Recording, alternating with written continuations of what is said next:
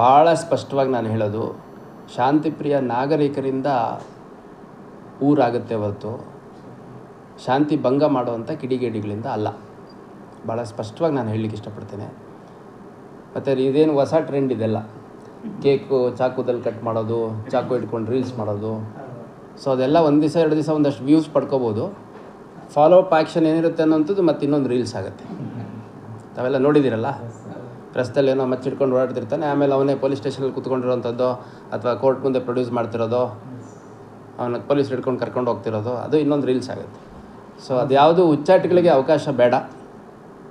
ಕೆಲವರು ತಿಳಿದು ಮಾಡ್ತಾರೆ, ಕೆಲವರು ತಿಳಿದೇ ಮಾಡ್ತಾರೆ. ತಿಳಿದೇನೋ ತಪ್ಪು ಮಾಡಿದರೆ ತಪ್ಪೇ.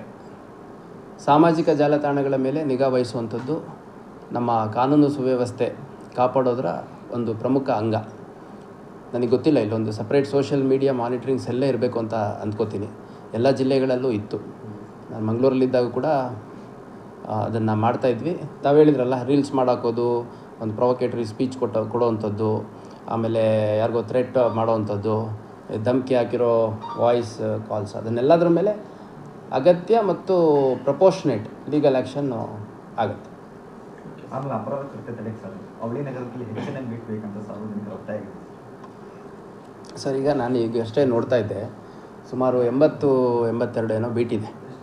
ಸೊ ಅದರಲ್ಲಿ ನಾನು ನಿನ್ನೆ ರಾತ್ರಿ ನೋಡಿದಾಗ 60 ಬೀಟ್ ಸರ್ವಾಗಿತ್ತು, ಇನ್ನು 20 ಬೀಟು ಕಂಬೈನ್ಡ್ ಬೀಟ್ ಅಂತ ಹಾಕಿದರು.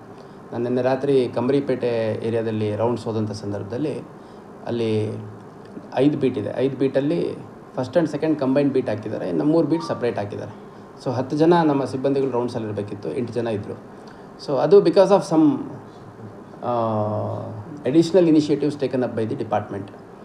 ಯಾವುದು ಅಂತಂದರೆ, ಈಗ ಹೊಯ್ಸಳ ಬಂತು, ಹೊಯ್ಸಳಕ್ಕೆ ಯಾವುದೋ ಒಂದು ಸಪ್ರೇಟ್ ಸ್ಯಾಂಕ್ಷನ್ ಸ್ಟ್ರೆಂತ್ ಸಿಗಲಿಲ್ಲ, ಇರೋದನ್ನೇ ಉಪಯೋಗಿಸ್ಕೊಂಡು. ಅಂದರೆ ಇವಾಗ ಅದು 1+1 3 ಶಿಫ್ಟಲ್ಲಿ ಅಂತಂದರೆ ದಿನಕ್ಕೆ 6 ಜನ ಬೇಕಾಗ್ತಾರೆ.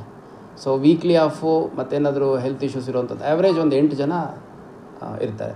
ಒಂದು ಸ್ಟೇಷನಲ್ಲಿ ನನಗೆ ನೆನಪಿರೋಂಗೆ 1 ಅಥವಾ 2 ಹೊಯ್ಸಳ ಕೆಲವು ಇದರಲ್ಲಿರ್ತಾವೆ, ಅಲ್ಲಿಗೆ 8ರಿಂದ 16 ಜನ ಹೋಗ್ತಾರೆ.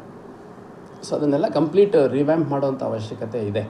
ಎಲ್ಲ ನಮ್ಮ ಹಿರಿಯ ಅಧಿಕಾರಿಗಳ ಸಭೆಯಲ್ಲಿ ಸ್ಯಾಂಕ್ಷನ್ ಸ್ಟ್ರೆಂತ್ ಇನ್ಕ್ರೀಸ್ ಮಾಡುವಂಥದ್ದು ಪೊಲೀಸ್ ಸ್ಟೇಷನ್ ಓಪನ್ ಮಾಡೋದಕ್ಕಿಂತ ಹೆಚ್ಚಿನ ಆದ್ಯತೆ ಮೇಲೆ ಆಗಬೇಕು ಅನ್ನುವಂಥ ಚರ್ಚೆ ನಮ್ಮ ಹಿರಿಯ ಅಧಿಕಾರಿಗಳ ಸಲಹೆಯನ್ನು ಕೂಡ ನಾವು ಕೇಳಿದ್ದೀವಿ. ಸೊ ಡೆಫಿನೆಟ್ಲಿ ಇರೋ ಬೀಟ್ಸಲ್ಲಿ ಇರೋ ಸಿಬ್ಬಂದಿಗಳಲ್ಲಿ ಯಾವ ರೀತಿ ಎಫೆಕ್ಟಿವ್ ಆಗಿ ಎನ್ಫೋರ್ಸ್ಮೆಂಟ್ ಮಾಡ್ಬೋದು, ಇಂಪ್ಲಿಮೆಂಟೇಷನ್ ಮಾಡ್ಬೋದು ಅನ್ನೋದು ನನ್ನ ಮೊದಲ ಆದ್ಯತೆ. ಮುಂದುವರೆದು ಸಂಖ್ಯೆ ಜಾಸ್ತಿ ಮಾಡಲಿಕ್ಕೆ ಅಥವಾ ಸಿಬ್ಬಂದಿಯನ್ನು ನಿಯೋಜನೆ ಜಾಸ್ತಿ ಮಾಡಲಿಕ್ಕೆ ಸಾಧ್ಯತೆಗಳನ್ನು ನೋಡಿಕೊಂಡು ಕ್ರಮ ಜರುಗಿಸ್ತೀವಿ.